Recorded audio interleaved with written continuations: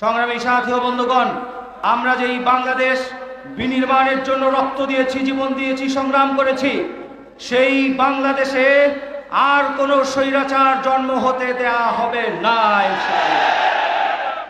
আমরা ইতোমধ্যে লক্ষ্য করছি, যেখানে ইসলামী ছাত্র আন্দোলন বাংলাদেশ সহ ইসলামী আন্দোলন বাংলাদেশের মোহতারাম আমিরের নেতৃত্বে আমরা দেশ পুনর্গঠনের কাজ করছি।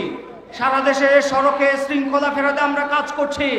যেখানে আমরা প্রত্যেকটি ধর্মীয় উপাসনালয়ে পাহারা দেওয়ার ব্যবস্থা করেছি, যেখানে আমরা মানুষের নিরাপত্তা নিশ্চিতে কাজ করছি।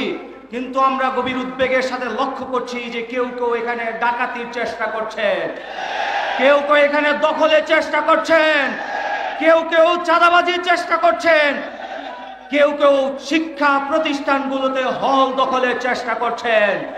এই হল দখলের রাজনীতি করার জন্য আমরা বাংলাদেশকে নতুনভাবে স্বাধীন করি নাই, আমাদের ভাইয়েরা রক্ত দেয় নাই।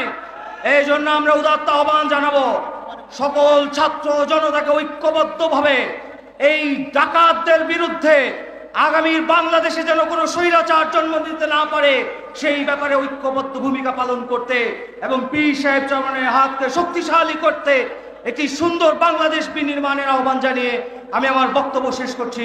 ধন্যবাদ সবাইকে।